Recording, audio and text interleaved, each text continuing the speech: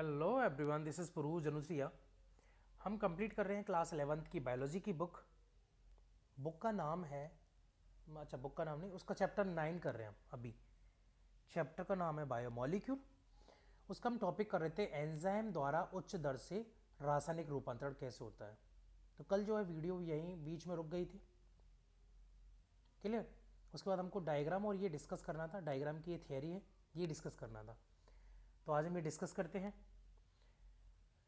जो by axis है उस पर विभव ऊर्जा दे रखी है और एक्स एक्सिस जो है उस पर क्रियाधार की दर को रिप्रेजेंट कर रखा है। ये संक्रियण ऊर्जा की संकल्पना का डायग्राम है। ये क्या हो गया? क्रियाधार हो गया।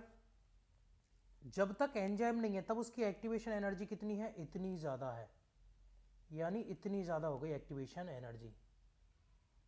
तो ये कौन सी होगी? संक्रमण अवस्था होगी। एक्टिवेशन एनर्जी कितनी हो गई?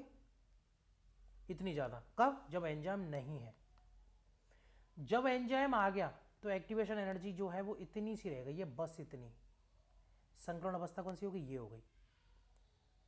तो हमें ध्यान क्या रखना है? इन दोनों के बीच का जो डिफरेंस है वो इतना कम हो गया, इतना डिफरेंस कम हो गया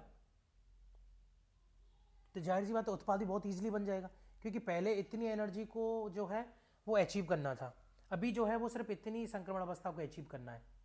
तो इतनी संक्रमण अवस्था अचीव की और सीधा प्रोडक्ट बन गया। अगर क्रियाधार की एनर्जी ज्यादा है और प्रोडक्ट की एनर्जी कम है तो कौन सी प्रोसेस होगी? एक्सोथर्मिक, यानी एनर्जी रिलीज होगी। एनर्जी अब इतनी रहेगी ना, इतनी सी एनर्जी अब रिलीज होगी। तो ये कौन सी होगी?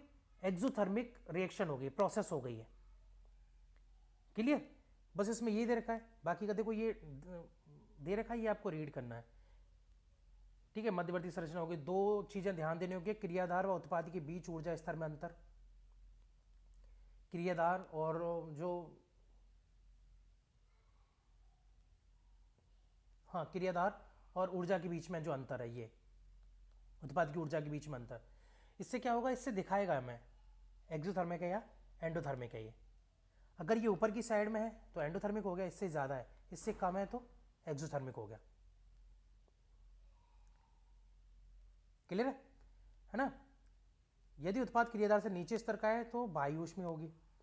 एंड अगली बात कि रिएक्शन कैसी भी हो, बाह्य ऊष्मीय हो या स्वतः परिवर्तित, बाहर की तरफ एनर्जी रिलीज कर रही है, या अंत ऊष्मीय हो, यानी जिसको ऊर्जा की आवश्यकता हो रही है, एक्सोथर्मिक हो या एंडोथर्मिक हो, कैसी भी हो, लेकिन उस क्रियाधार को क्या है, उस अवस्था को प्राप्त करने के लिए संक्रियण ऊर्जा जो अवस्था होती है उस अवस्था को प्राप्त करना होगा। बिना इसके जो है उत्पाद नहीं बनेगा, ये जरूरी है।